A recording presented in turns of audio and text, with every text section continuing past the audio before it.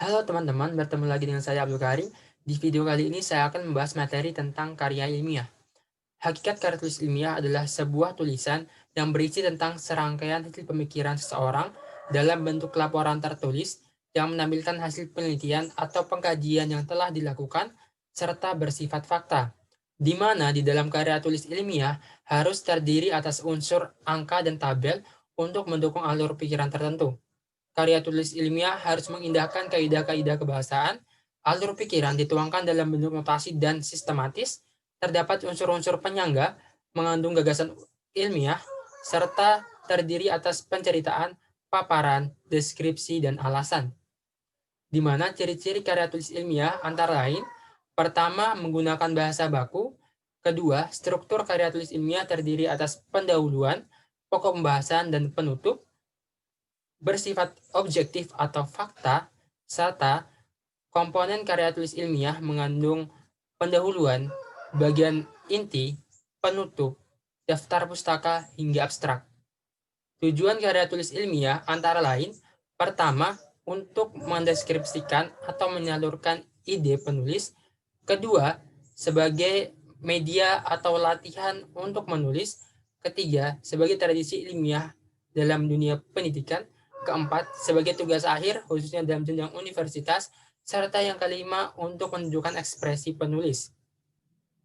Bentuk-bentuk karya tulis ilmiah antara lain, pertama, artikel populer ilmiah, di mana artikel populer ilmiah disajikan ke hadapan publik secara populer di media massa, tidak terikat secara ketat dengan aturan penulisan ilmiah, bukan untuk keperluan akademik, dibuat dalam surat kabar atau majalah, menggunakan bahasa populer sehingga mudah dipahami, serta artikel dibungkus dengan opini penulis.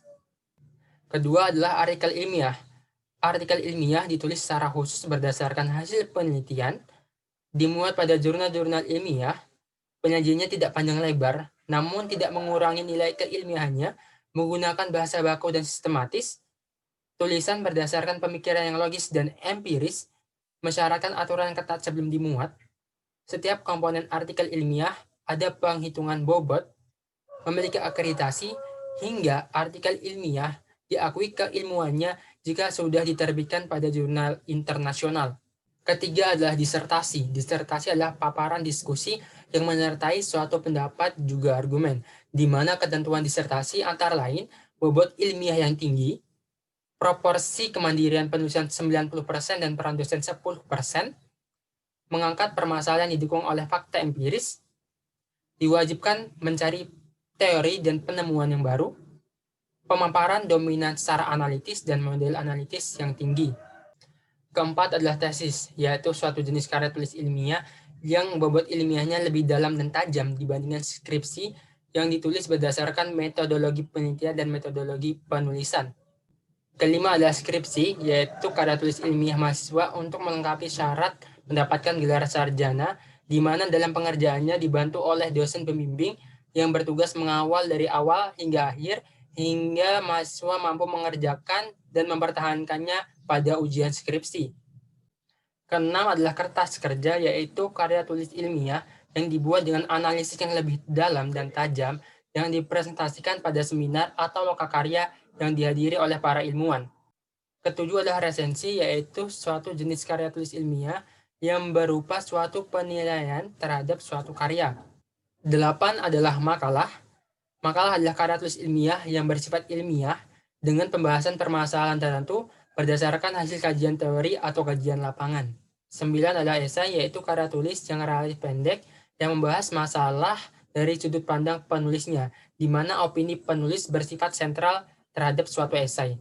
10 adalah kritik, yaitu karya tulis ilmiah yang berisikan penilaian baik buruknya suatu karya secara objektif. Tidak hanya untuk mencari kesalahan, tetapi kritik juga untuk menampilkan kelebihan suatu karya tulis ilmiah seperti apa adanya. Terakhir yaitu teks akademik, yaitu teks ilmiah yang dapat berwujud dalam berbagai jenis, misalnya buku, ulasan buku, laporan praktikum, proposal penelitian, hingga artikel ilmiah. Sampai di sini pembahasan materi tentang karya ilmiah. Jangan lupa like, komen, dan subscribe. Sampai ketemu di video selanjutnya.